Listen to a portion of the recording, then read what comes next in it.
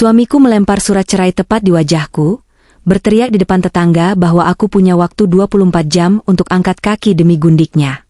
Dia pikir dia raja yang sedang mengusir pengemis. Dia tidak tahu, saat wanita itu melangkah masuk, merekalah yang sebenarnya sedang menggali kuburan mereka sendiri di rumahku. Sebelum ceritanya dimulai, silakan tulis di kolom komentar dari daerah mana saja teman-teman yang menonton cerita ini. Jangan lupa like dan subscribe agar channel ini bisa semakin berkembang dan bisa mempersembahkan cerita yang lebih menarik lagi. Matahari siang itu terasa begitu terik, membakar kulit siapa saja yang berani berdiri di bawahnya tanpa perlindungan. Namun, rasa panas yang menyengat di kulitku tidak sebanding dengan rasa perih yang tiba-tiba menghantam wajahku. Plak! Sebuah amplop coklat tebal mendarat keras di pipiku sebelum jatuh berserakan ke lantai teras marmer yang dingin. Ujung amplop itu tajam, meninggalkan goresan tipis yang mulai terasa perih. Aku tidak sempat menghindar. Aku bahkan belum sempat meletakkan keranjang cucian yang sedang kubawa dari halaman belakang. Di hadapanku, berdiri laki-laki yang sudah 5 tahun ini kupanggil suami. Yoga. Wajahnya merah padam, bukan karena panas matahari, tapi karena amarah dan arogansi yang meluap-luap.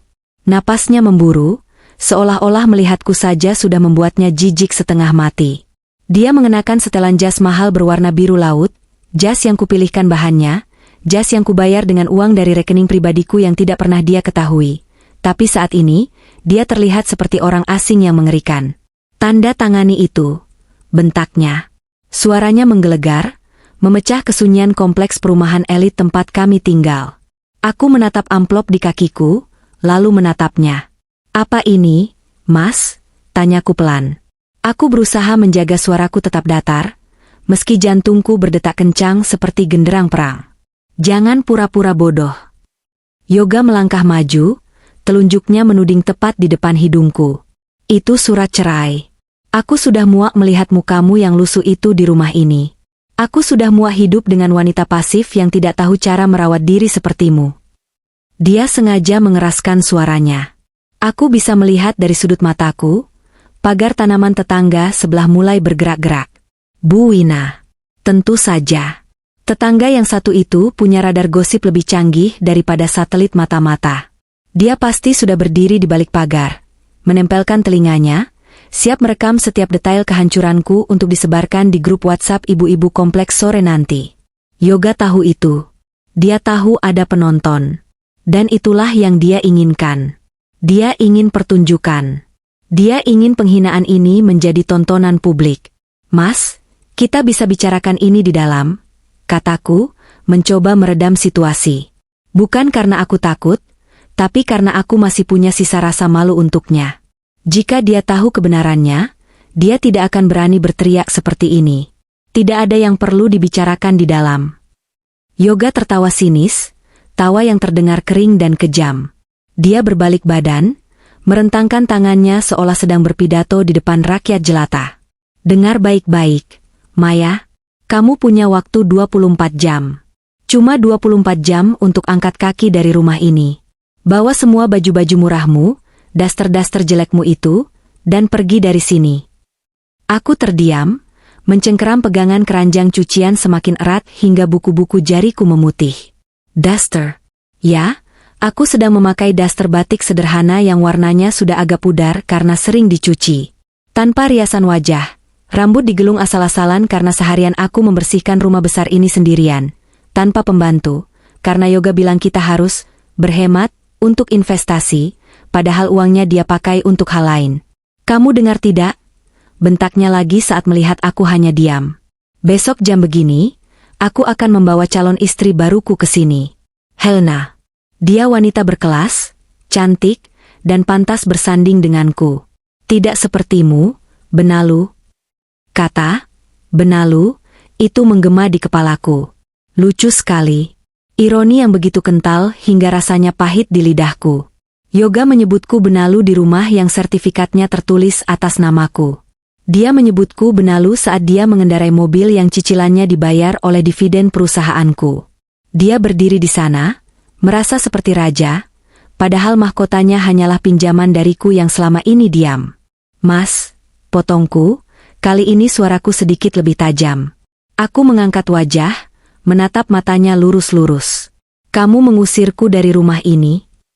Ini rumahku, potong Yoga cepat, matanya melotot. Hasil kerja kerasku selama ini. Kamu cuma istri yang numpang makan dan tidur. Apa sumbangsihmu buat rumah ini?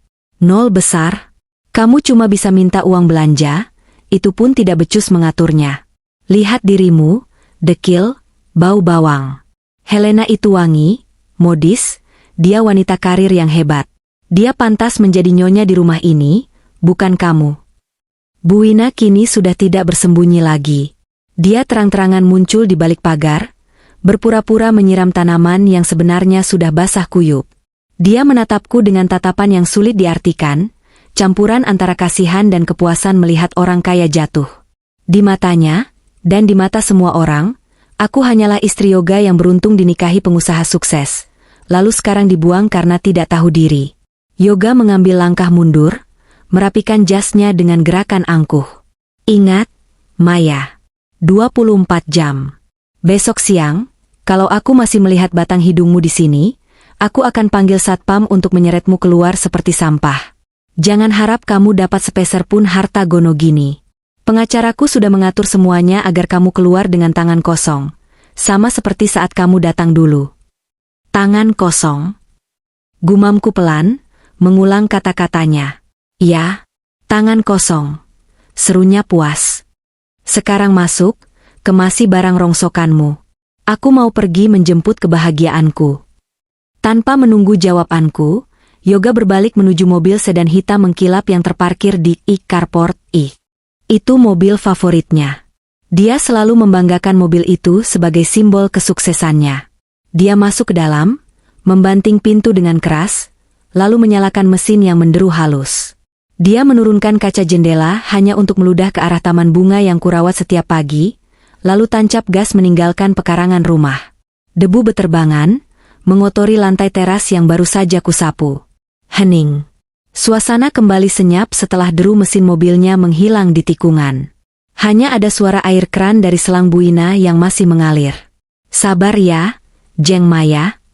Seru Buina dari balik pagar dengan nada yang dibuat-buat manis, tapi aku bisa mendengar nada cemooh di sana. Namanya juga laki-laki sukses, pasti banyak godaannya. Mungkin Jeng Maya memang harus lebih introspeksi diri, dandan sedikit gitu loh. Aku menoleh perlahan ke arah Buina. Biasanya, aku akan tersenyum sopan dan mengangguk, memainkan peran istri penurut yang bodoh. Tapi hari ini berbeda. Ada sesuatu yang patah di dalam diriku, tapi sekaligus ada sesuatu yang bangkit. Terima kasih sarannya, Buina, jawabku datar. Tanpa senyum. Aku membungkuk, memungut amplop coklat itu dari lantai.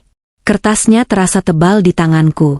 Surat cerai, talak, pengusiran, hinaan. Semuanya terbungkus rapi dalam amplop ini.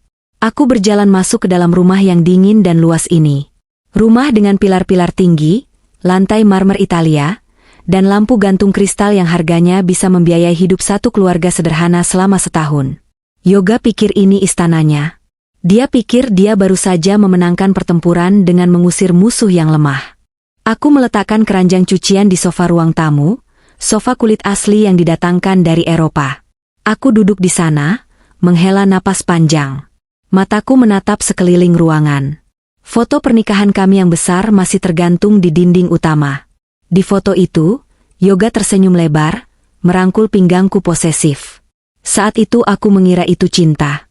Sekarang aku tahu, itu adalah tatapan seorang perampok yang baru saja menemukan peti harta karun. 24 jam, bisikku pada ruangan kosong itu.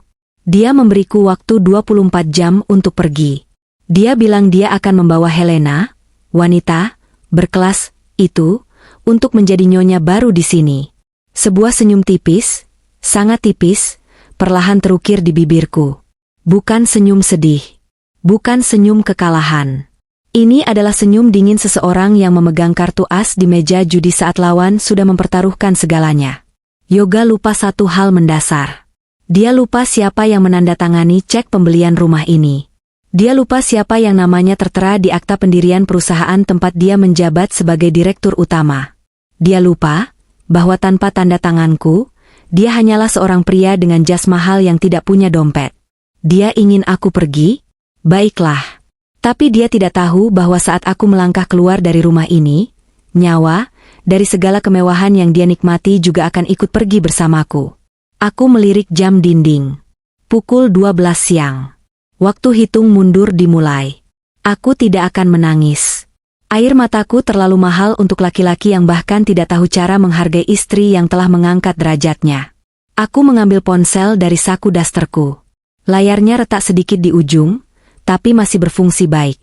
Aku mencari satu nama di daftar kontak. Nama yang sudah lama tidak kuhubungi demi menjaga ego suamiku. Tanganku menekan tombol panggil. Halo, Faris, sapaku saat suara berat di seberang sana menjawab. Siapkan berkas pembatalan kuasa. Dan siapkan tim audit. Kita akan bersih-bersih, besar-besaran besok siang. Permainan dimulai, suamiku sayang. Malam itu, setelah Yoga pergi dengan segala sumpah serapahnya, rumah terasa begitu sunyi dan mencekam. Namun, aku tidak berkemas. Tidak ada satupun baju yang kumasukkan ke dalam koper. Sebaliknya, aku duduk di ruang kerja, ruangan yang selama ini diklaim Yoga sebagai wilayah kekuasaannya, di mana aku dilarang masuk saat dia sedang bekerja. Aku membuka laci mejanya yang terkunci dengan jepit rambut. Mudah sekali. Di dalamnya, berantakan. Tumpukan tagihan kartu kredit, struk belanja barang-barang mewah perempuan yang jelas bukan untukku, dan foto-foto dia bersama Helena di Bali, di Singapura, di Paris. Melihat foto-foto itu, pikiranku melayang mundur. Jauh ke belakang, ke masa 5 tahun yang lalu. Ke masa di mana kebohongan besar ini dimulai. Dulu, aku adalah Maya yang naif. Aku adalah putri tunggal dari almarhum Bapak Hadiwijaya, seorang taipan properti yang low profile. Bapak selalu mengajarkanku untuk hidup sederhana dan tidak memamerkan kekayaan. Uang itu pelayan yang baik, tapi tuan yang jahat. Maya, begitu kata Bapak selalu. Ketika Bapak meninggal, seluruh aset perusahaan, cahaya properti, jatuh ke tanganku. Aku menjadi pewaris tunggal kerajaan bisnis yang nilainya triliunan rupiah. Namun, aku kesepian. Di tengah tumpukan aset itu, aku merindukan ketulusan. Banyak laki-laki mendekatiku, tapi aku selalu bisa mencium bau keserakahan mereka. Mereka menatapku, tapi yang mereka lihat adalah angka-angka di rekening bank. Sampai aku bertemu Yoga. Saat itu, Yoga adalah seorang staf pemasaran biasa di salah satu cabang perusahaanku. Dia tidak tahu siapa aku sebenarnya, karena aku sering menyamar menjadi staf administrasi magang untuk memantau kinerja karyawan dari bawah. Bapak yang menyuruhku melakukan itu agar aku paham seluk-beluk bisnis dari akar. Yoga berbeda. Dia terlihat ambisius, pekerja keras, dan yang paling penting, dia sangat sopan pada anak magang, sepertiku. Dia sering membelikanku kopi murah di kantin, membantuku membawa tumpukan kertas, dan mendengarkan keluh kesahku. Kamu harus semangat, Maya, katanya dulu sambil tersenyum manis, senyum yang kini terasa seperti racun. Hidup memang keras, tapi kalau kita berusaha, kita pasti bisa sukses. Aku jatuh cinta pada kesederhanaannya. Aku jatuh cinta pada semangat juangnya.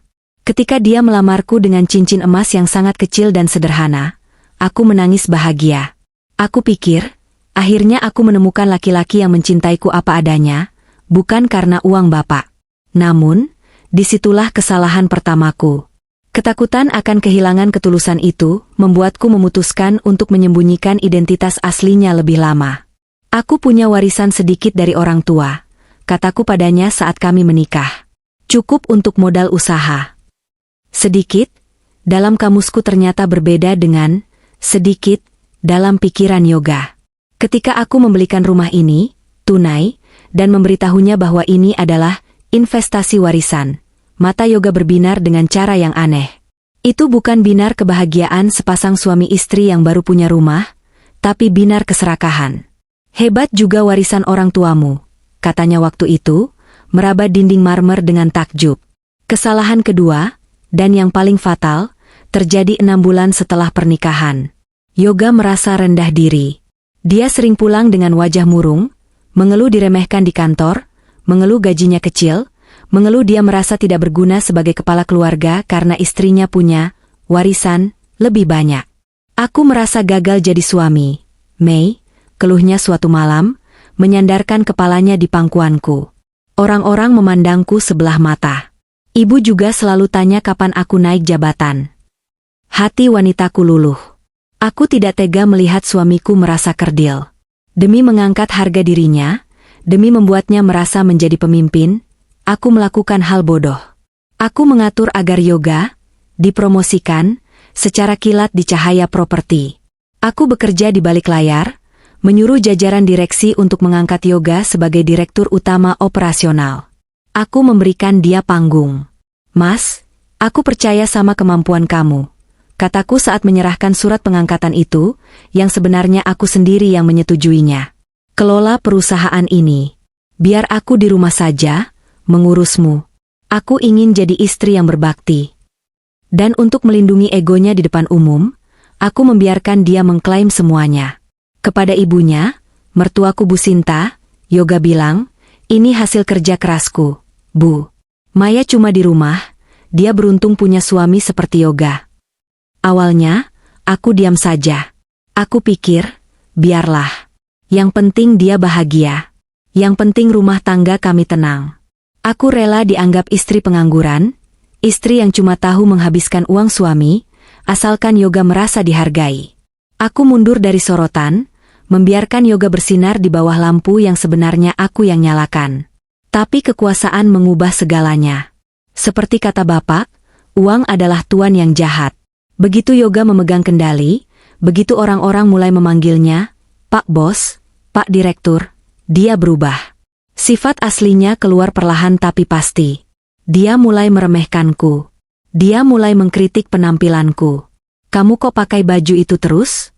Malu-maluin aku kalau ada tamu. Kamu tidak usah tanya-tanya soal kantor. Kamu mana paham bisnis. Padahal, akulah yang memperbaiki laporan keuangan yang dia kacaukan diam-diam di malam hari saat dia tidur. Akulah yang memberi arahan pada manajer lewat email rahasia, agar perusahaan tidak bangkrut, karena keputusan bodoh Yoga. Dia pikir dia jenius bisnis, padahal aku yang menjadi otak di balik layar yang terus menyelamatkannya dari jurang kehancuran. Puncaknya adalah ketika Bu Sinta, ibu mertuaku, datang berkunjung. Untung Yoga ini pintar cari uang ya, Maya, kata ibu mertua waktu itu sambil menunjuk-nunjuk perabot rumahku. Kamu sebagai istri harusnya lebih tahu diri. Jangan cuma ongkang-ongkang kaki. Layanin suami yang benar. Kalau bukan karena anakku, kamu mungkin masih ngekos di tempat kumuh. Hatiku sakit. Ingin rasanya aku berteriak. Bu, kursi yang ibu duduki itu harganya 50 juta dan itu uang saya. Mobil yang dipakai anak ibu itu aset perusahaan saya. Tapi aku menahannya. Aku melihat wajah Yoga yang bangga dipuji ibunya, dan aku menelan egoku lagi.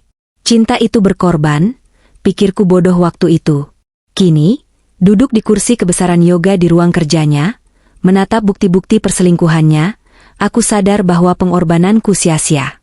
Aku bukan berkorban untuk cinta, aku memberi makan monster. Yoga tidak pernah mencintaiku. Dia mencintai kenyamanan yang kuberikan. Dan sekarang, setelah dia merasa cukup kuat, setelah dia merasa sudah menguasai kerajaanku, dia merasa tidak butuh lagi tangga yang dia injak untuk naik. Dia ingin membuangku. Dia menipu semua orang. Dia membangun citra sebagai pengusaha sukses yang dermawan dan hebat, sementara istrinya dicitrakan sebagai beban. Kamu bohong soal pekerjaanmu pada semua orang, Mas, gumamku sambil membolak-balik buku tabungan atas nama Yoga yang saldonya gendut, hasil memindahkan dana perusahaan secara ilegal. Kamu bilang kamu yang membangun semua ini. Kamu lupa, fondasi rumah ini adalah keringat bapakku dan kesabaranku. Air mataku sudah kering. Rasa sakit di dada berganti menjadi api yang membakar dingin. Kilas balik ke masa lalu ini tidak lagi membuatku sedih, tapi membuatku sadar betapa butanya aku. Namun, kebutaan itu berakhir malam ini. Aku mengambil sebuah map merah dari laci terbawah. Ini adalah satu-satunya laci yang Yoga tidak pernah sentuh karena isinya adalah dokumen-dokumen tua warisan bapak, yang menurut Yoga tidak berharga. Dia tidak tahu, Di dalam map merah ini tersimpan dokumen asli kepemilikan saham 100% Cahaya Properti atas namaku, surat perjanjian pranikah yang dia tanda tangani tanpa membaca detailnya karena terlalu silau melihat angka, warisan, dan surat kuasa yang bisa dicabut sewaktu-waktu. Yoga membangun istana pasir di atas tanah milikku. Dan besok, saat air pasang datang, dia akan melihat betapa rapuhnya pijakan kakinya. Aku menutup laci itu dengan bunyi, klik, yang tegas. Babak belur masa lalu sudah selesai. Sekarang waktunya menulis masa depan. Dan di masa depan itu, tidak ada tempat bagi pengkhianat bernama Yoga. Matahari sore itu masuk melalui celah-celah tirai jendela kamar kami, menciptakan garis-garis cahaya debu yang menari di udara.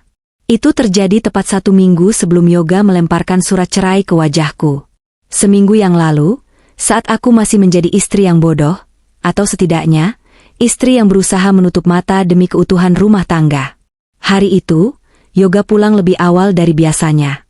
Dia terlihat gelisah, mondar-mandir di teras samping sambil memegang ponselnya erat-erat. Dia bilang sedang menunggu telepon penting dari klien besar.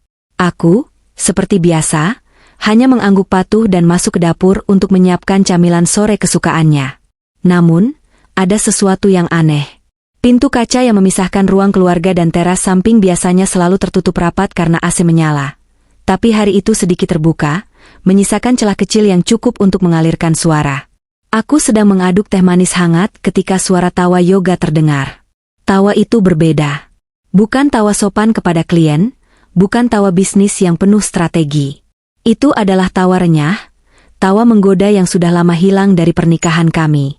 Penasaran? Aku mematikan keran air dan melangkah pelan mendekati celah pintu itu. Jantungku berdebar aneh, seolah memberi sinyal bahaya yang belum dipahami oleh otakku. Sayang, sabar dong, suara Yoga terdengar manja. Darahku berdesir.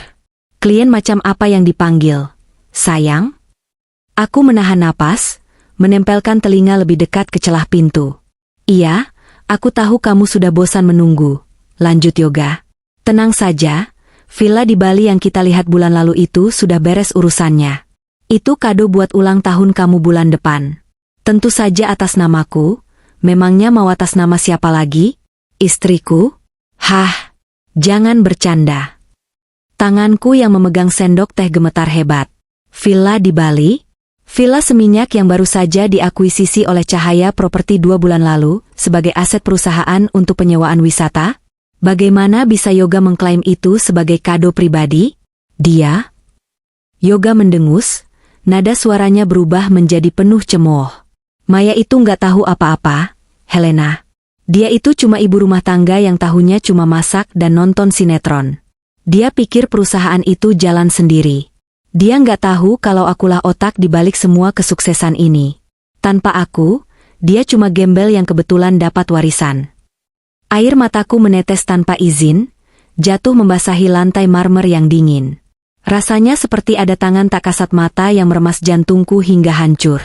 Bukan hanya karena dia berselingkuh, aku sudah mencurigai itu sejak lama dari bau parfum wanita yang sering tertinggal di jasnya, tapi karena betapa rendahnya dia menilaiku.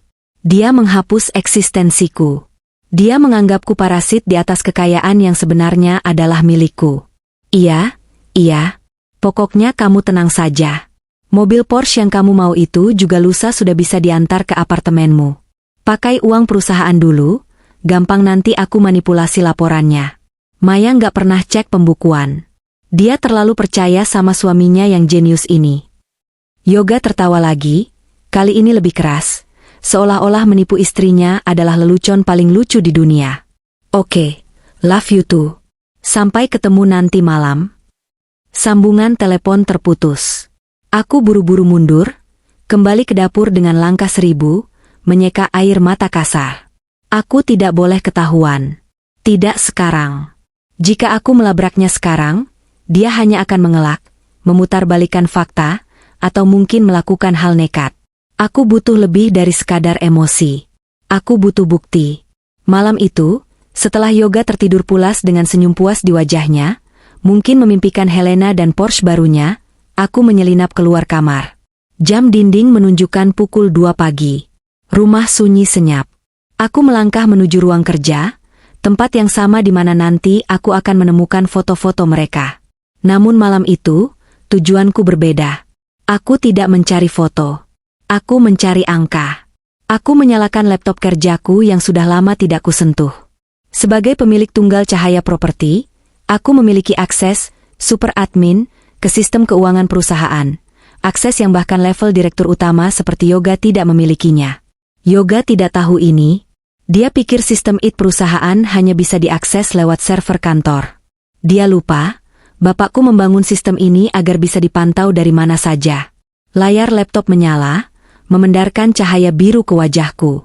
Jari-jariku menari di atas keyboard, memasukkan kode enkripsi yang hanya diketahui olehku dan almarhum bapak. Login berhasil. Aku langsung masuk ke menu, arus kas keluar. Mataku menyusuri baris demi baris transaksi dalam 6 bulan terakhir. Dan di sanalah, kebenaran itu terbentang telanjang, lebih menyakitkan daripada tamparan fisik manapun. Ada serangkaian transfer mencurigakan yang diberi label, biaya operasional tak terduga, dan entertainment klien VVIP. Jumlahnya fantastis. 200 juta rupiah ke rekening atas nama Helena Butik. 1,5 miliar rupiah untuk pembayaran properti aset tambahan, yang ternyata alamatnya merujuk ke sebuah apartemen mewah di Jakarta Selatan, bukan aset perusahaan, melainkan atas nama pribadi Yoga Pratama. Dan yang terbaru, bukti pemesanan unit Porsche seharga 3 miliar rupiah yang statusnya paid down payment, menggunakan dana cadangan darurat perusahaan. Napasku tercekat. Ini bukan lagi sekadar perselingkuhan. Ini kriminal. Yoga sedang merampokku pelan-pelan. Dia menggerogoti tiang-tiang penyangga perusahaan warisan bapak untuk membiayai gundiknya. Dia pikir aku tidak akan pernah tahu karena selama ini aku diam. Dia pikir diamku adalah kebodohan, padahal diamku adalah kepercayaan. Dan dia baru saja menghancurkan kepercayaan itu berkeping-keping. Aku membuka folder lain, legalitas aset. Di sana, aku menemukan dokumen digital yang dipindai Yoga. Mungkin dia lupa menghapusnya dari cloud server yang tersinkronisasi. Itu adalah draft surat tanah villa di Bali yang dia sebutkan di telepon tadi. Yoga sedang mencoba memproses balik nama sertifikat villa itu dari nama PT Cahaya Properti menjadi nama pribadinya. Untungnya, proses itu belum selesai karena butuh tanda tangan komisaris utama, yaitu aku. Dia mungkin berencana memalsukan tanda tanganku nanti. Bajingan, desisku pelan. Suaraku gemetar karena amarah yang memuncak. Selama ini aku mengalah. Aku membiarkan dia merasa hebat. Aku membiarkan dia dipuja-puja oleh ibu mertua dan tetangga. Tapi menyentuh warisan bapak untuk perempuan lain? Itu adalah garis batas yang tidak boleh dilanggar. Aku mengunduh semua bukti itu. Setiap lembar transfer, setiap log aktivitas, setiap bukti percakapan email Yoga dengan notaris yang dia coba suap, untuk memuluskan balik nama aset. Aku menyalin semuanya ke dalam hard drive eksternal yang kusembunyikan di dalam kotak jahit, tempat yang tidak akan pernah disentuh oleh laki-laki seperti Yoga. Malam itu, di bawah cahaya redup layar laptop, Maya yang lugu dan penurut mati. Aku menatap layar yang menampilkan total kerugian yang disebabkan oleh suaminya sendiri. Angkanya miliaran. Uang yang seharusnya bisa dipakai untuk gaji karyawan, untuk pengembangan proyek, atau untuk amal, malah dipakai untuk membelikan tas dan mobil perempuan bernama Helena. Aku menutup laptop perlahan. Aku kembali ke kamar tidur, memandang Yoga yang masih terlelap. Wajahnya terlihat tenang, tanpa dosa. Dulu, aku suka memandangi wajah itu, merasa bersyukur memilikinya. Sekarang, aku hanya melihat wajah seorang pencuri. Seorang penipu ulung yang berlindung di balik topeng suami idaman. Aku berbaring di sampingnya, tapi aku tidak tidur. Mataku menatap langit-langit kamar, merangkai rencana. Dia punya kelemahan fatal, kesombongannya. Dia merasa terlalu aman. Dia merasa aku terlalu bodoh. Dan itulah senjata terbesarku. Kebohongan tentang kepemilikan harta pada Helena. Kecurangan keuangan perusahaan. Rencana penggelapan aset. 3 peluru ini sudah cukup untuk menembak kepalanya. Secara metaforis, kapan saja aku mau. Tapi tidak sekarang. Aku ingin melihat seberapa jauh dia akan melangkah. Aku ingin melihat seberapa tinggi dia terbang sebelum aku memotong sayapnya. Aku ingat kata-kata Yoga di telepon tadi, istriku itu cuma benalu. Baiklah, Mas Yoga. Kamu akan lihat apa yang bisa dilakukan oleh benalu ini. Kamu membangun istanamu di atas punggungku. Dan saat aku bangkit, istanamu akan runtuh menimbunmu hidup-hidup. Itulah malam di mana aku menemukan senjata itu. Senjata yang kini tersimpan rapi dalam flash disk kecil di saku dasterku saat dia melempar surat cerai seminggu kemudian. Dia memberiku waktu 24 jam? Lucu sekali. Sebenarnya, aku yang memberinya waktu 24 jam untuk menikmati sisa-sisa kebebasannya sebelum penjara menantinya. Kembali ke masa sekarang. Jarum jam di dinding ruang tamu terus berdetak. Suaranya seperti palu hakim yang mengetuk meja vonis. Tik, tok, tik, tok. Setiap detiknya memangkas waktu ultimatum 24 jam yang diberikan Yoga. Sekarang pukul 1 siang. Yoga sudah pergi 1 jam yang lalu. Rumah ini kosong. Hanya ada aku dan gema teriakan Yoga yang masih terasa menempel di dinding. Tapi anehnya, aku merasa sangat tenang. Ketenangan yang ganjil, seperti permukaan laut sesaat sebelum tsunami menghantam daratan. Aku tidak menangis lagi.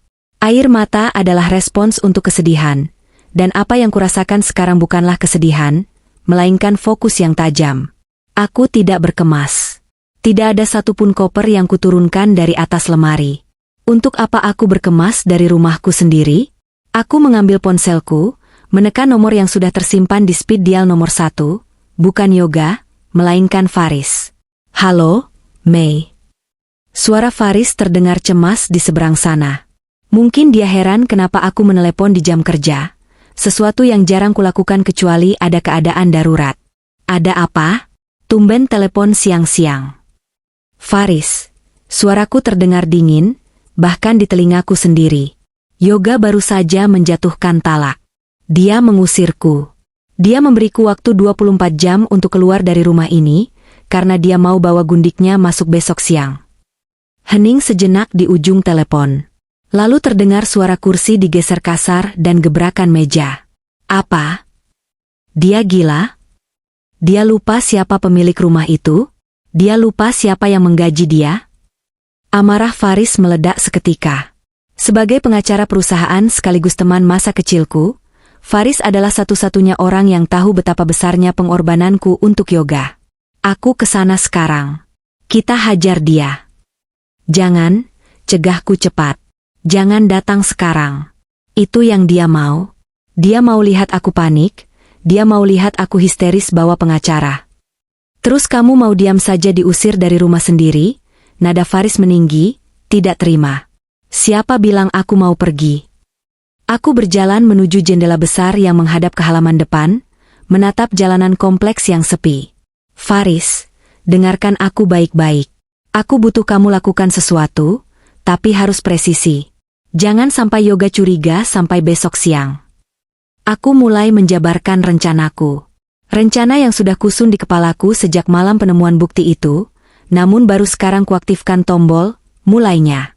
Pertama, siapkan berkas pembatalan kuasa penuh.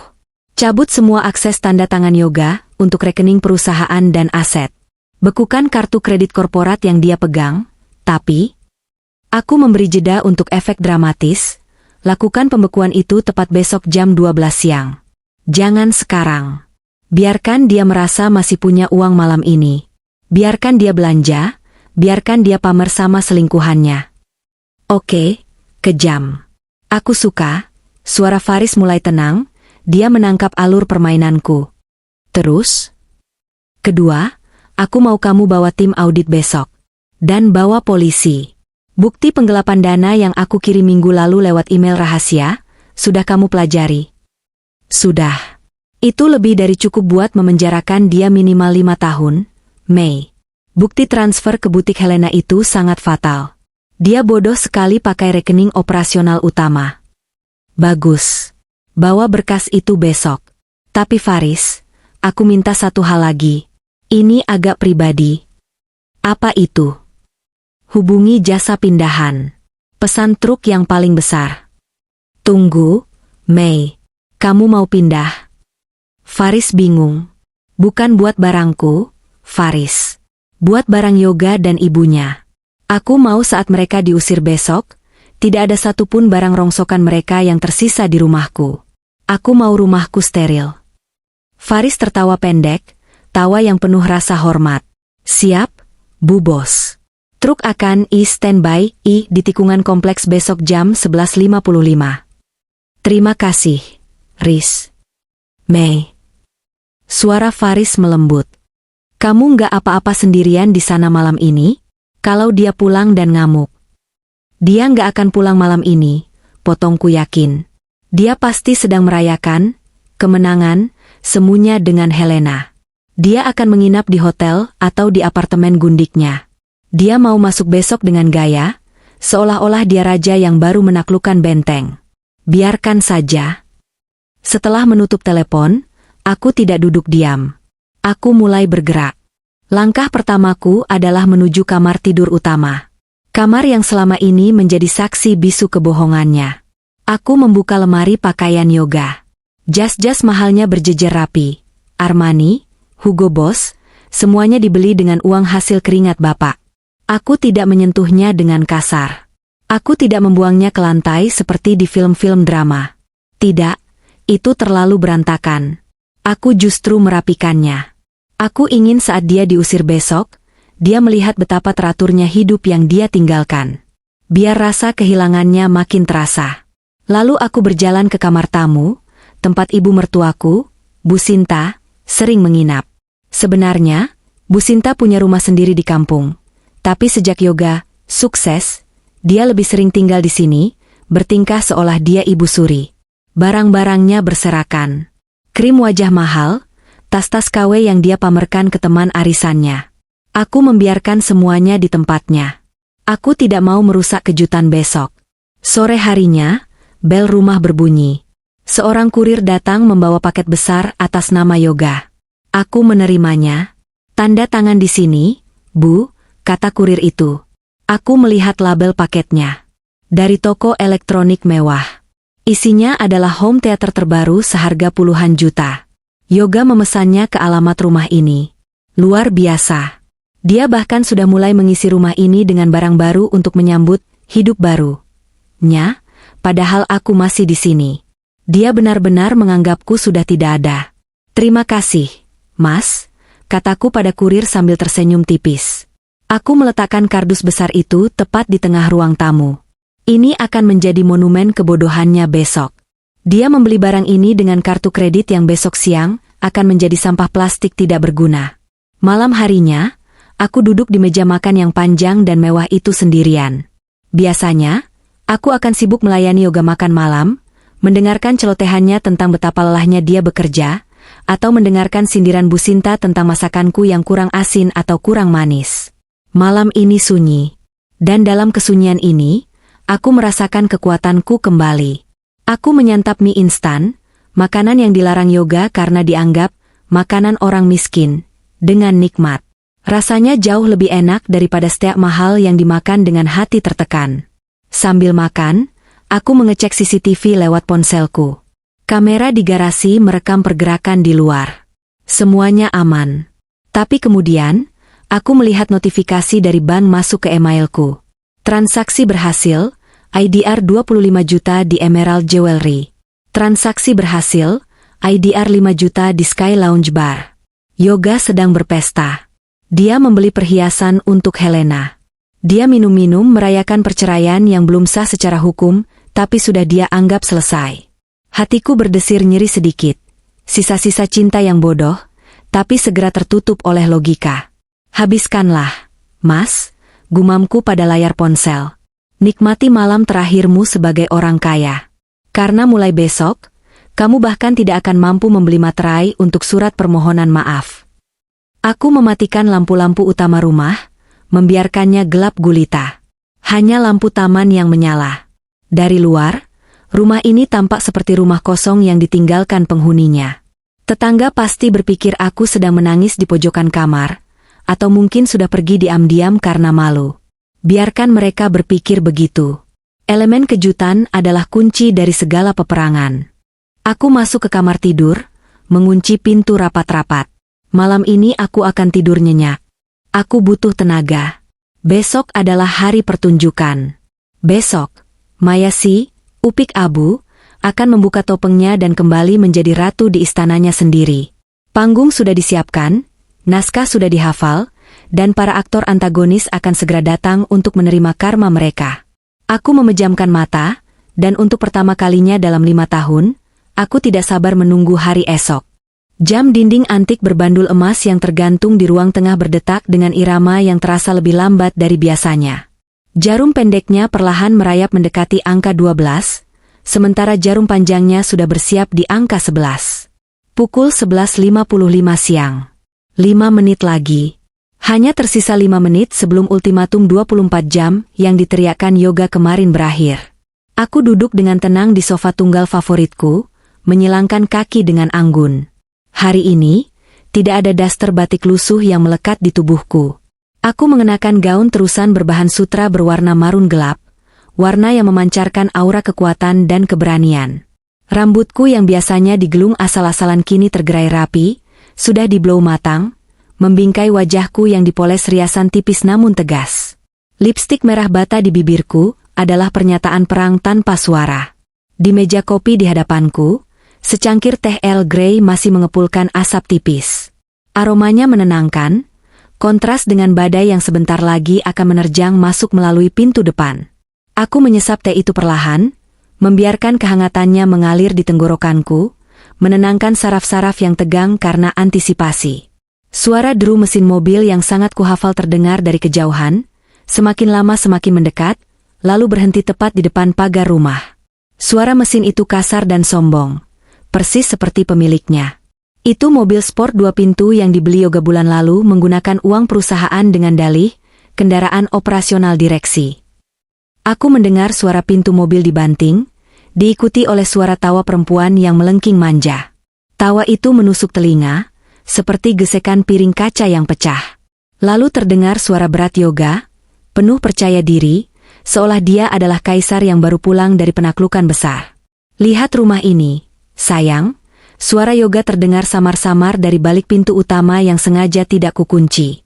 Desain pilarnya aku impor idenya dari Eropa. Tamannya aku yang minta arsitek untuk buat seperti ini. Semuanya seleraku. Aku tersenyum miring. Seleranya? Dia bahkan tidak bisa membedakan antara tanaman bonsai dan beringin biasa saat tukang taman datang dulu. Pintu utama terbuka lebar dengan kasar.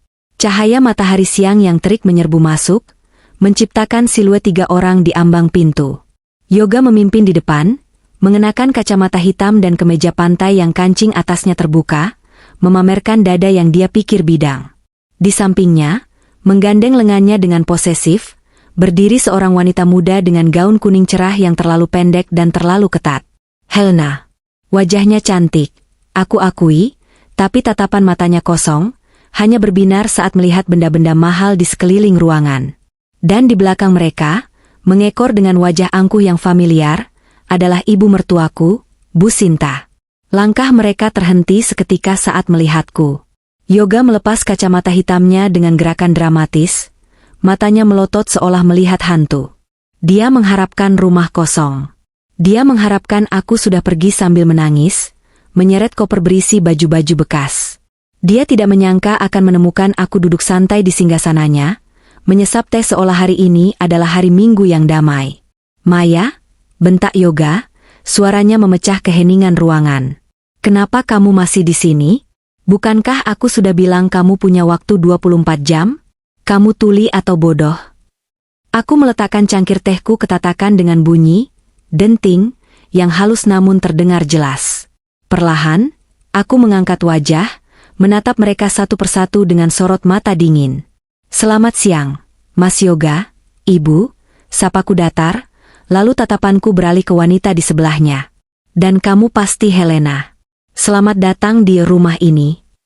Helena menatapku dari ujung rambut sampai ujung kaki dengan tatapan menilai. Dia tampak sedikit terkejut melihat penampilanku yang jauh dari deskripsi, gembel dekil, yang sering diceritakan Yoga. Dia mengeratkan pegangannya di lengan Yoga, seolah takut aku akan merebut kembali barang bekas itu. Sayang, katanya dia sudah pergi, rengek Helena pada Yoga. Kok dia masih di sini? Katanya kita mau house tour berdua saja.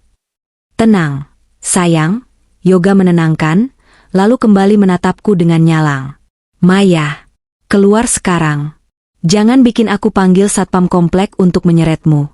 Kamu mau bikin malu diri sendiri lagi di depan tetangga? Bu Sinta maju selangkah, menunjuk wajahku dengan kipas tangan yang dia bawa. Dasar perempuan tidak tahu diri. Sudah ditalak, sudah diusir, masih saja muka tembok. Lihat Helena, dia cantik, muda, berkelas. Dia pantas jadi menantu ibu. Kamu cuma parasit yang numpang hidup sama anak saya selama ini. Sekarang Yoga mau bahagia, masa kamu halangi? Pergi sana. Kata-kata itu menyakitkan, tentu saja. Tapi rasa sakit itu kini terbungkus oleh rasa kasihan. Kasihan pada ketidaktahuan mereka yang menyedihkan. Aku tidak menghalangi siapa-siapa. Bu, jawabku tenang, berdiri perlahan dari sofa. Gaun sutraku jatuh dengan indah, membuat posturku terlihat lebih tinggi dan berwibawa. Aku hanya sedang menikmati teh terakhirku di jam 12 siang ini. Lagi pula, Mas Yoga bilang waktu saya 24 jam. Sekarang, aku melirik jam dinding, tepat pukul 12 siang. Nah, waktumu habis, seru Yoga penuh kemenangan. Dia melangkah masuk, menarik Helena bersamanya, seolah mengklaim wilayah. Angkat kakimu sekarang. Tinggalkan kuncinya di meja. Yoga kemudian bertepuk tangan, menatap sekeliling ruangan dengan bangga. Helena, kamu bisa mulai dekor ulang ruang tamu ini besok. Mungkin ganti warnanya jadi lebih cerah. Ibu juga bisa pilih kamar mana saja yang ibu mau, selain kamar utama tentunya. Wah, anak ibu memang hebat, puji Bu Sinta sambil mengelus bahu Yoga. Rumah sebesar ini, mobil mewah, perusahaan sukses. Ibu bangga sekali sama kamu, Yoga. Untung kamu sadar dan buang istri tidak berguna ini. Aku hanya berdiri diam di dekat jendela, mengamati sandiwara mereka. Dalam hati, aku mulai menghitung mundur. 3, 2, 1. Pet. Tiba-tiba, suara dengungan halus dari air kondisioner, AC, sentral yang mendinginkan ruangan berhenti mendadak. Lampu kristal besar di atas kepala mereka padam. Televisi layar data raksasa yang sedang dalam mode standby mati total. Seketika, ruangan menjadi senyap dan mulai terasa pengap karena sirkulasi udara berhenti. Yoga mendongak kaget. Loh, kok mati lampu? Perasaan token listriknya auto-debit. Mungkin pemadaman bergilir. Mas, celetuk Helena sambil mengibas-ngibaskan tangannya karena udara mulai terasa panas. Aduh, panas banget. Nyalain genset dong, Yang. Rumah mewah masa nggak ada genset otomatis? Yoga tampak bingung. Wajahnya mulai merah, bukan hanya karena panas, tapi karena malu di depan pacar barunya. Sebentar. Aku cek dulu. Dia mengeluarkan ponselnya, mencoba membuka aplikasi smart home yang terhubung dengan sistem kelistrikan rumah. Aku tersenyum tipis. Dia tidak akan bisa mengaksesnya. Aku sudah mengubah password admin pusat 5 menit yang lalu, dan memutus aliran listrik utama dari sistem keamanan. Sialan, aplikasinya error. Umpat Yoga, jarinya mengetuk-ngetuk layar ponsel dengan frustrasi. Sinyalnya jelek atau apa ini? Aduh, Yoga, Ibu gerah nih, keluh Bu Sinta yang mulai duduk di sofa, mengipasi dirinya dengan heboh. Coba pesankan minuman dingin atau es campur gitu lewat ojek online. Sekalian makan siang. Ibu lapar. Iya, Yang, aku juga lapar. Kita pesan sushi teh yang mahal itu ya, buat merayakan hari pertama kita di sini, pinta Helena manja. Oke, tenang semua, kata Yoga berusaha mengembalikan wibawanya.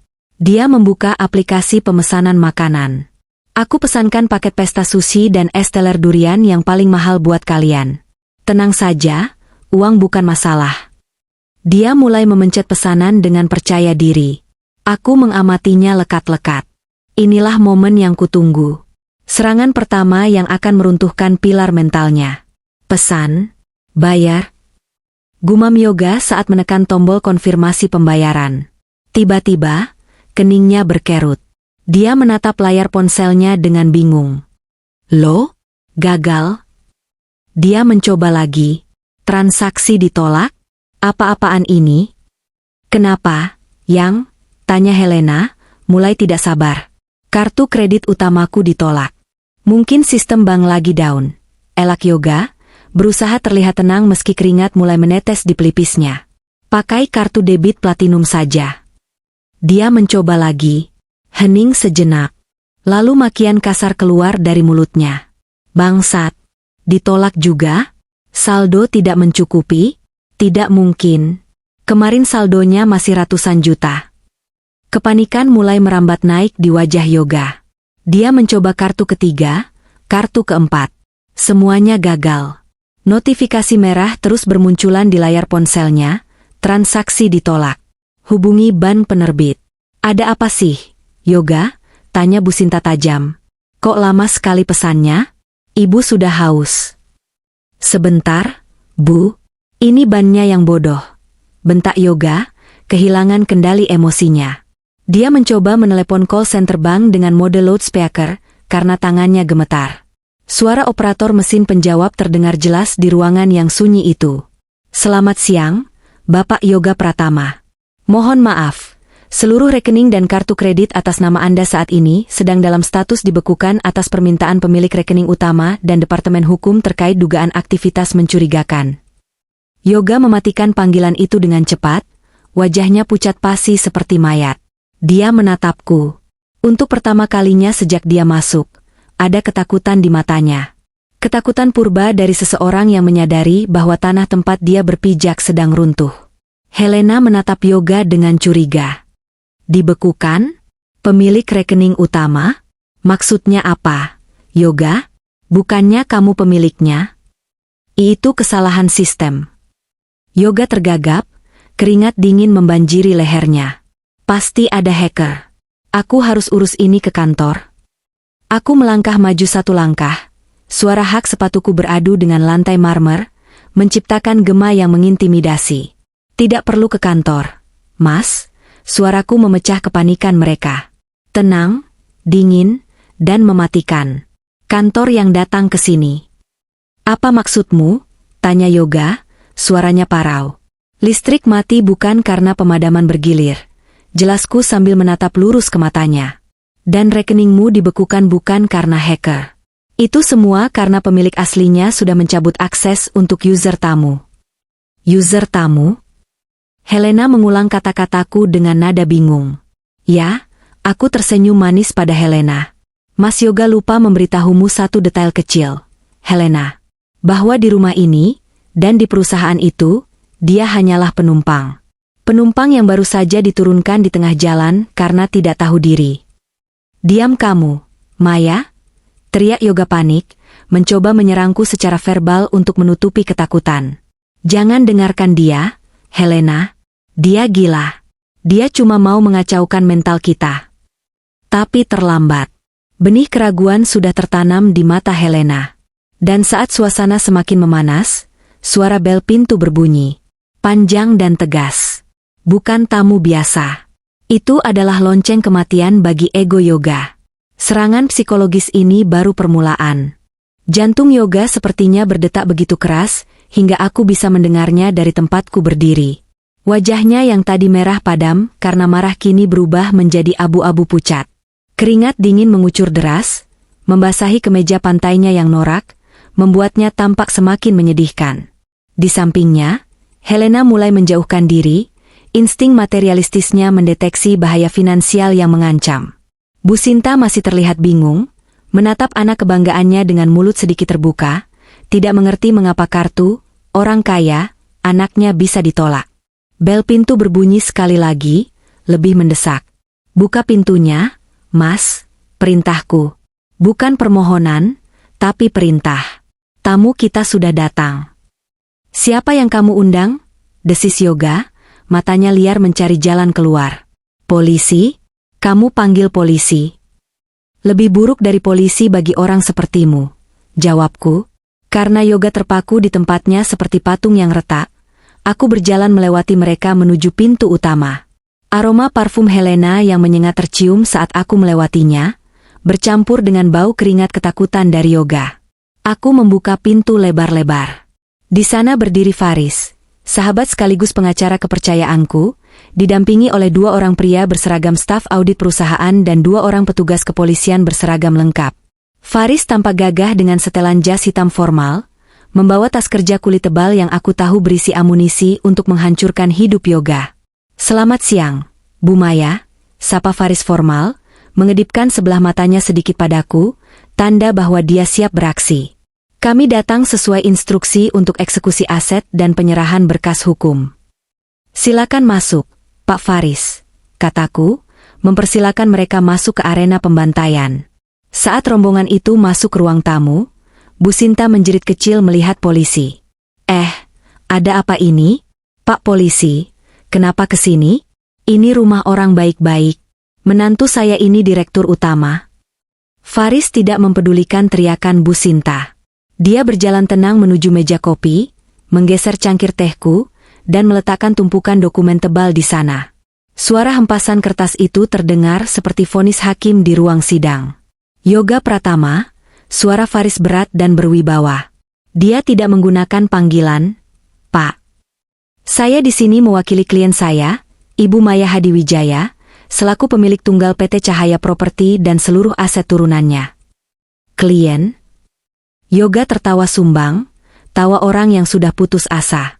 "Faris, kamu jangan main-main. Kamu itu pengacara perusahaan saya. Saya bos kamu." "Koreksi," potong Faris tajam sambil mengangkat satu jari. "Kamu adalah karyawan yang diberi kuasa operasional oleh pemilik saham mayoritas. Dan per hari ini, pukul 12 siang tadi, kuasa itu sudah dicabut secara resmi." Faris membuka map pertama. "Ini adalah akta pendirian perusahaan dan sertifikat hak milik rumah ini. Coba kita lihat." Faris berpura-pura membaca dengan nada mengejek. "Pemilik, Maya Hadiwijaya. Pewaris tunggal dari almarhum Bapak Hadiwijaya. Tidak ada nama Yoga Pratama satu huruf pun di sini." Helena tersentak kaget. Dia langsung menoleh ke arah Yoga, matanya membelalak tak percaya. "Yoga? Kamu bilang rumah ini desain kamu? Kamu bilang ini warisan orang tuamu?" Yoga tergagap. "Sayang, ini cuma masalah administrasi. Nama istriku cuma dipinjam buat pajak." "Bohong," potong Faris lagi. Dia membuka map kedua, yang berisi bukti-bukti lebih mematikan. "Mari kita bicara soal masalah administrasi yang kamu sebut itu. Ini adalah bukti transfer dari rekening perusahaan ke rekening pribadi atas nama Helena Suryani. Total 2,5 miliar rupiah dalam 6 bulan terakhir. Dan ini..." Faris mengangkat selembar kertas fotokopi bukti pemesanan mobil, bukti DP Porsche yang menggunakan dana cadangan darurat perusahaan. Suasana ruangan itu membeku. Helena menutup mulutnya dengan tangan, wajahnya merah padam karena namanya disebut dalam konteks penggelapan uang. "Dan ini," Faris menunjuk Yoga, "adalah surat pemberhentian tidak hormat untuk saudara Yoga Pratama dengan alasan penggelapan dana, embezzlement, dan pemalsuan dokumen. Mulai detik ini, Anda bukan lagi direktur, karyawan, atau bagian apapun dari Cahaya Properti. Anda juga dituntut untuk mengembalikan seluruh dana yang sudah diselewengkan dalam waktu 3x24 jam, atau proses pidana akan berlanjut ke penahanan." Yoga mundur terhuyung-huyung hingga menabrak dinding. Kakinya lemas.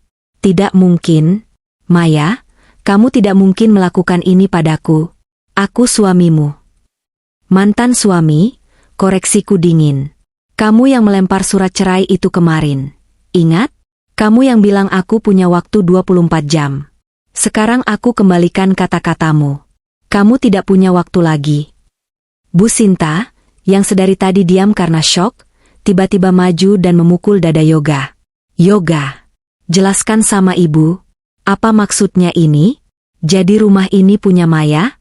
Uang yang kamu kasih ke ibu tiap bulan itu uang Maya? Jadi kamu numpang?" Yoga tidak bisa menjawab. Dia hanya menunduk, tubuhnya gemetar hebat. Kebenarannya sudah telanjang di depan mata. Reaksi Helena adalah yang paling memuaskan. Wanita itu, yang tadi masuk dengan menggandeng lengan Yoga penuh kebanggaan, tiba-tiba mendorong Yoga hingga hampir jatuh. Dia menatap Yoga dengan tatapan jijik yang luar biasa, seolah yoga adalah kotoran yang menempel di sepatu mahalnya. Dasar penipu, teriak Helena. Suaranya melengking tinggi. Kamu bilang kamu yang punya semuanya. Kamu bilang istrimu yang benalu. Ternyata kamu yang parasit. Kamu pakai uang istrimu buat traktir aku? Helena, dengar dulu. Yoga mencoba meraih tangan Helena, tapi wanita itu menepisnya kasar. Jangan sentuh aku. Helena mundur menjauh, lalu menatapku dengan wajah ketakutan. Mbak Maya, Bu Maya, sumpah saya tidak tahu. Dia bilang dia duda kaya, dia bilang Mbak Maya cuma beban. Kalau saya tahu dia cuma karyawan yang curi uang istri, saya nggak akan sudi sama dia. Jijik. Kamu juga harus hati-hati, Nona Helena, setelah Faris tenang. Menerima barang hasil kejahatan bisa dikenakan pasal penadah. Saran saya, kembalikan semua tas, perhiasan, dan batalkan pesanan mobil itu jika tidak ingin ikut terseret ke penjara bersamanya. Wajah Helena pucat pasi. Dia buru-buru melepas jam tangan mewah yang dipakainya, dan meletakkannya di meja dengan gemetar. Ini, ambil saja. Saya nggak mau urusan sama polisi.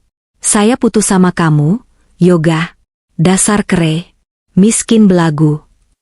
Helena menyambar tas tangannya dan berlari keluar rumah tanpa menoleh lagi, meninggalkan Yoga yang hancur lebur. Kini tinggal Yoga dan ibunya.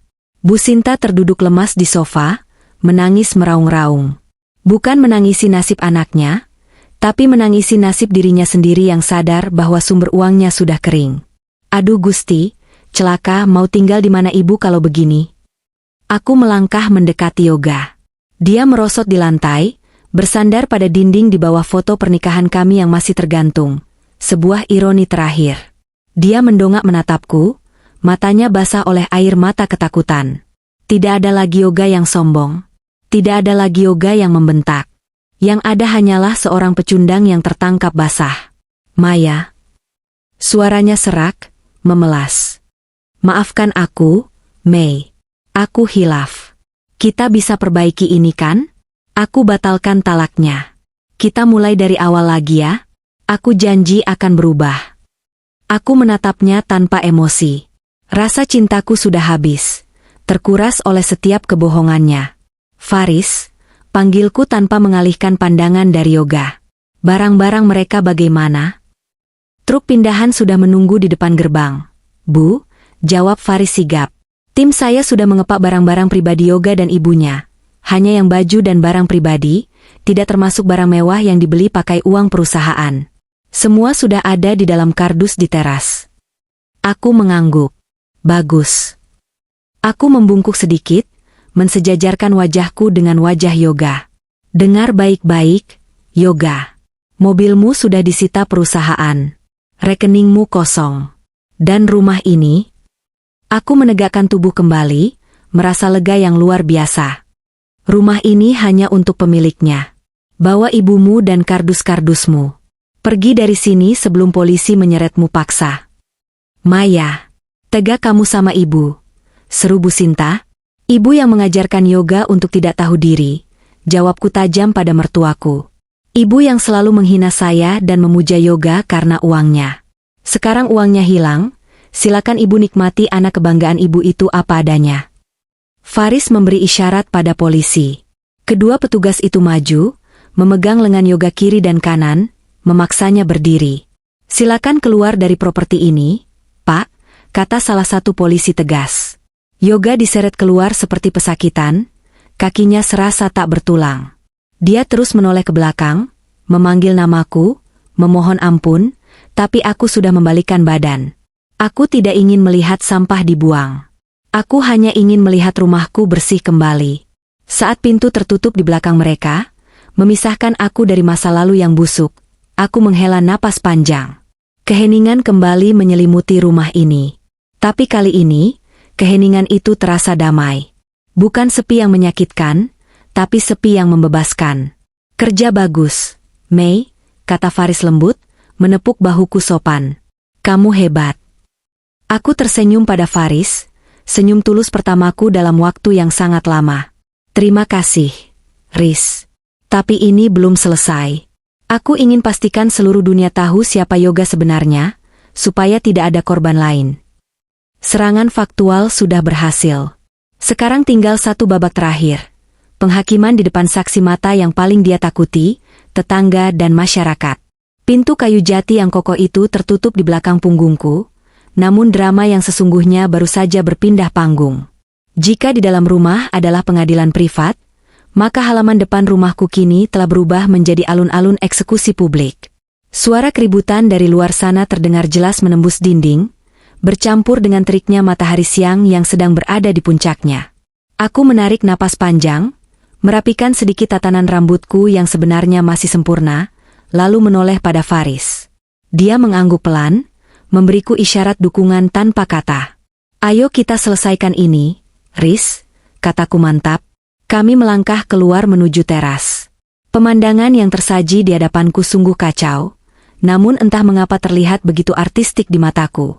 Di halaman depan yang luas, sebuah truk bak terbuka, truk pengangkut barang rongsokan, bukan truk pindahan mewah tertutup, sudah terparkir miring.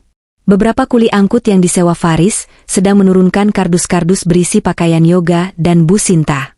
Mereka tidak menurunkannya dengan hati-hati. Kardus-kardus itu diletakkan begitu saja di pinggir aspal, menumpuk tidak beraturan seperti sampah yang menunggu diangkut dinas kebersihan. Yoga berdiri di samping tumpukan kardus itu dengan wajah yang sulit digambarkan. Campuran antara kebingungan, kemarahan, dan rasa malu yang luar biasa. Kemeja pantainya yang tadi terlihat norak kini tampak kusut dan basah oleh keringat.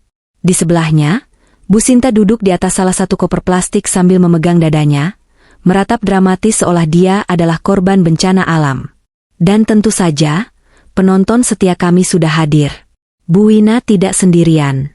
Di balik pagar tanaman yang memisahkan rumah kami, setidaknya ada 5 atau 6 ibu-ibu tetangga lain yang berkumpul. Mereka berpura-pura sedang membeli sayur di tukang sayur keliling yang kebetulan lewat, tapi mata dan telinga mereka tertuju lurus ke arah Yoga.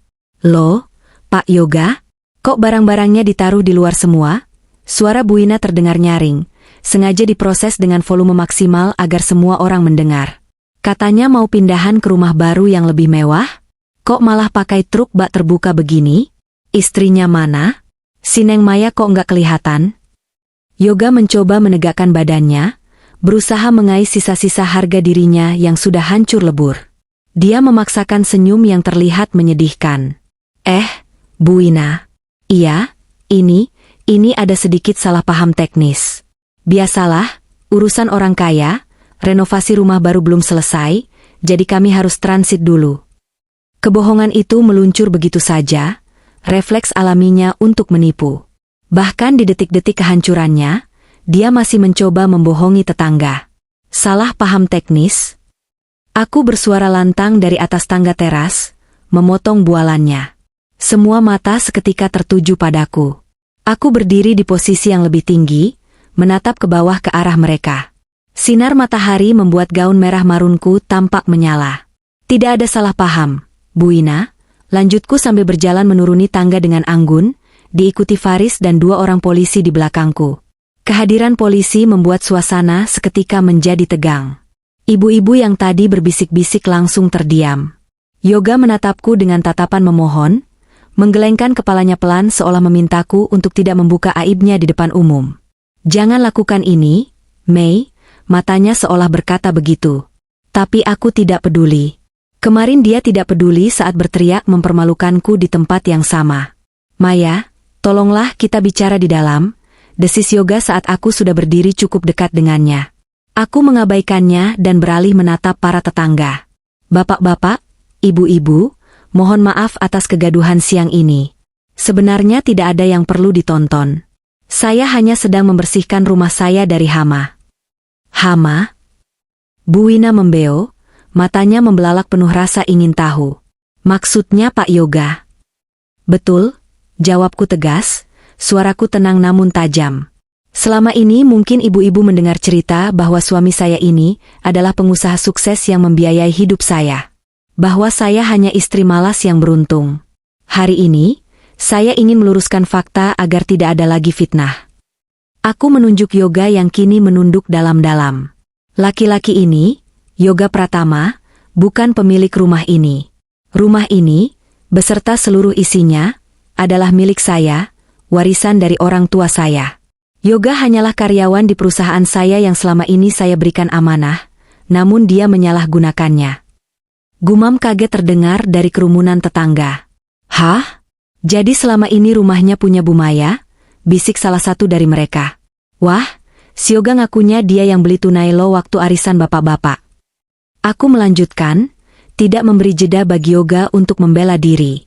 Hari ini, saya resmi memecatnya dan mengusirnya karena dia terbukti menggelapkan uang perusahaan miliaran rupiah untuk membiayai selingkuhannya dan gaya hidup palsunya. Mobil sport yang sering dia pamerkan itu aset kantor yang dia curi. Uang belanja yang dia banggakan, itu uang saya yang dia ambil diam-diam. Bohong, teriak Bu Sinta tiba-tiba, tidak terima anaknya dipermalukan. Dia bangkit dari duduknya dengan tertatih-tatih. Kalian semua jangan percaya. Maya ini istri durhaka. Dia pakai guna-guna sampai anak saya nurut. Yoga itu anak baik. Dia sukses. Bu Sinta, sela Faris dengan suara baritonnya yang berat. Dia maju selangkah, menunjukkan lencana pengacaranya. Kami membawa bukti audit forensik dan kepolisian. Jika ibu terus berteriak memfitnah klien saya, kami bisa menambahkan pasal pencemaran nama baik selain pasal penadahan uang curian yang mungkin akan menjerat ibu juga. Mendengar ancaman penjara, nyali Bu Sinta langsung ciut. Dia kembali terduduk, menangis meraung-raung menyalahkan nasib. Yoga, yang menyadari bahwa panggung sandiwaranya sudah runtuh total, akhirnya meledak. Dia tidak lagi memohon, tapi berbalik menyerang dengan putus asa. Kamu jahat, Maya. Kamu sengaja kan? Kamu sengaja mempermalukan aku di depan orang-orang? Di mana hati nuranimu sebagai istri? Hati nuraniku mati tepat saat kamu melempar surat cerai ke wajahku di sini kemarin. Yoga? Bentakku, suaraku meninggi untuk pertama kalinya. Kamu bilang aku punya waktu 24 jam untuk angkat kaki? Kamu bilang kamu mau bawa gundikmu masuk? Nah, sekarang lihat sekelilingmu. Siapa yang angkat kaki? Siapa yang gembel sekarang? Aku menunjuk tumpukan kardus di aspal. Bawa barang-barangmu. Jangan ada yang tertinggal. Dan ingat, kalau kamu berani menginjakan kaki satu langkah saja masuk ke gerbang ini lagi, polisi akan langsung membawamu ke sel tahanan atas tuduhan masuk tanpa izin. Salah satu polisi maju, memberikan gestur mengusir pada Yoga. Silakan, Pak. Truknya sudah mau jalan. Sebaiknya Bapak dan Ibu ikut naik atau cari kendaraan lain, tapi area ini harus steril. Yoga menatapku dengan tatapan penuh kebencian, tapi di balik kebencian itu, aku melihat kehancuran. Dia tahu dia sudah tamat. Dia melihat ke arah Buina dan tetangga lain, berharap ada simpati, tapi yang dia dapatkan hanya tatapan jijik dan cemooh. Duh, amit-amit ya punya suami kayak gitu. Sudah numpang, selingkuh, maling lagi, celetuk Buina keras-keras. Pantesan gayanya selangit, ternyata duit istri. Malu-maluin kaum laki-laki aja, sahut tetangga lain. Dengan langkah gontai, Yoga memungut koper ibunya. Dia tidak punya pilihan lain. Dia memapah Bu Sinta yang masih menangis, berjalan menjauh dari gerbang rumah mewah yang selama 5 tahun ini dia klaim sebagai miliknya. Mereka berjalan di bawah terik matahari, menyeret koper-koper berat di aspal yang panas, sementara truk rongsokan yang membawa sisa barang mereka berjalan pelan di belakang. Tidak ada taksi, tidak ada mobil jemputan. Ponselnya sudah tidak berguna karena tidak ada kuota dan saldo. Aku berdiri diam di gerbang sampai bayangan mereka menghilang di tikungan kompleks. Tidak ada rasa sedih. Tidak ada rasa rindu. Yang ada hanya perasaan lega yang luar biasa, seolah-olah ada batu besar yang baru saja diangkat dari dadaku. Udara siang yang panas tiba-tiba terasa sejuk di paru-paruku. Sudah selesai, Mei, kata Faris pelan di sampingku. Belum, Riz, jawabku sambil berbalik menatap rumahku yang kini berdiri megah dan bersih. Ini baru permulaan. Sekarang, aku harus membangun ulang apa yang sudah dia rusak. Aku tersenyum pada Buina yang masih melongo di pagar. Mari, Buina. Silakan dilanjut siram tanamannya. Jangan lupa ceritakan yang sebenarnya di grup WhatsApp ya. Buina tersenyum canggung, tampak malu karena tertangkap basah. Tapi aku tahu, dalam hitungan menit, seluruh kompleks, bahkan mungkin satu kota, akan tahu bahwa Ratu Kerajaan Cahaya Properti telah kembali bertahta, dan sang raja palsu telah digulingkan ke selokan tempat dia berasal. Suara ketukan halus pada pintu kaca membuyarkan konsentrasiku. Aku mengangkat wajah dari tumpukan berkas proyek apartemen baru di kawasan Jakarta Selatan. Ruang kantorku kini berada di lantai 45 sebuah gedung pencakar langit, dengan pemandangan kota Jakarta yang membentang luas di bawah sana. Ruangan ini jauh berbeda dengan ruang kerja di rumah dulu yang suram. Di sini, semuanya serba modern, terang, dan memancarkan aura profesionalitas. Maaf mengganggu, Bu Direktur, suara Faris terdengar hangat. Dia masuk dengan senyum khasnya, membawa sebuah tablet. Penampilannya semakin matang dalam 2 tahun ini, dan harus kuakui, kehadirannya menjadi salah satu alasan aku bisa bangkit secepat ini. Ada apa, Riz? Jangan panggil Bu Direktur kalau lagi berdua, protesku sambil menutup pena. Faris terkekeh, duduk di kursi di hadapan mejaku. Oke, Maya. Aku cuma mau kasih lihat draft artikel majalah bisnis bulan ini. Mereka menobatkanmu sebagai Woman of the Year. Judulnya, Kebangkitan Cahaya Properti di Tangan Sri Kandi Besi. Aku tersenyum tipis melihat layar tablet itu. Foto wajahku terpampang besar di sana, terlihat percaya diri dan bahagia. Jauh berbeda dengan Maya 2 tahun lalu yang bermata sembab dan memakai daster lusuh. Berlebihan, komentarku. Ini semua kerja keras tim. Dan bantuan pengacara cerewet di depanku ini. Hei, aku mahal lo bayarannya, canda Faris. Tatapannya melembut. Tapi serius, Mei. Kamu luar biasa. 2 tahun lalu, perusahaan hampir kolaps karena utang-utang tersembunyi yang ditinggalkan si Yah, kamu tahu siapa. Tapi sekarang, profit kita naik 300%. Kamu menyelamatkan ratusan karyawan dari PHK. Aku menghela napas, bersandar di kursi kerjaku yang nyaman. Mengingat masa itu rasanya seperti mengingat kehidupan orang lain. Setelah pengusiran itu, aku tidak langsung hidup enak. Aku harus bekerja keras membersihkan kekacauan yoga. Aku harus menghadapi auditor, polisi, dan bank. Tapi proses itu menempaku. Aku belajar bahwa aku jauh lebih kuat daripada yang aku duga. Aku bukan lagi putri manja yang berlindung di balik suami. Aku adalah nahoda kapal ini. Omong-omong soal dia, kata Faris, ragu sejenak. Kamu tahu dia di mana sekarang? Aku tidak mau tahu, Riz. Bagiku dia sudah mati, jawabku jujur. Aku tahu. Tapi mungkin kamu perlu melihat ini. Sekadar untuk penutup buku, Faris menggeser sebuah foto yang baru saja dikirimkan oleh seseorang. Di foto itu, terlihat seorang laki-laki kurus, kulitnya terbakar matahari menjadi sangat gelap, memakai jaket ojek online yang sudah lusuh dan robek di bagian lengan. Wajahnya terlihat jauh lebih tua dari usianya, dengan kantung mata hitam yang menggantung. Dia sedang duduk jongkok di pinggir trotoar, memakan nasi bungkus dengan tangan yang kotor, sementara motor bebek butut terparkir di sebelahnya. Itu Yoga.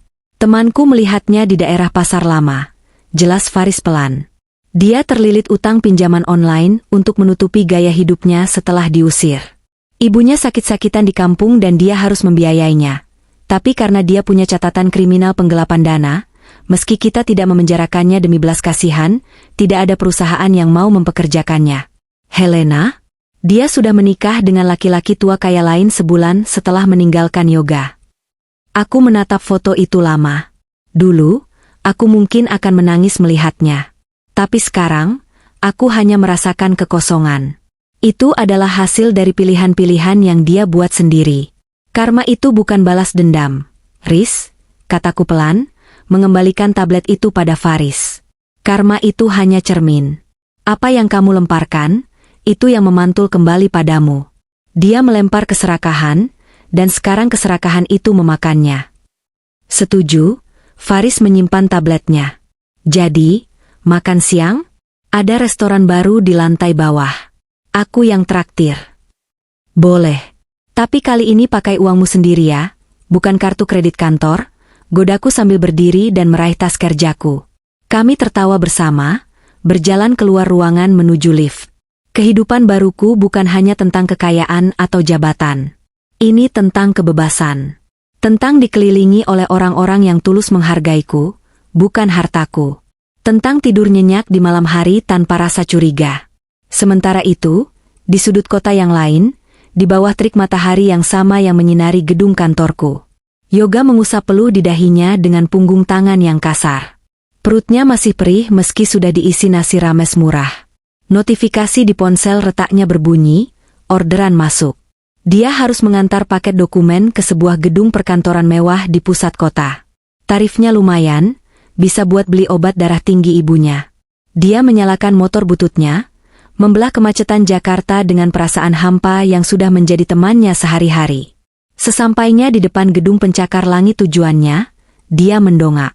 Di sana, di layar videotron raksasa yang menempel di dinding gedung, sebuah iklan profil perusahaan sedang diputar. Layar itu menampilkan wajah seorang wanita cantik yang sangat dia kenal. Wanita itu tersenyum berwibawa, memegang penghargaan bisnis. Tulisan besar di bawahnya, Maya Hadiwijaya, CEO Cahaya Properti. Yoga terpaku. Motornya hampir oleng. Dia menatap layar itu dengan mulut terbuka.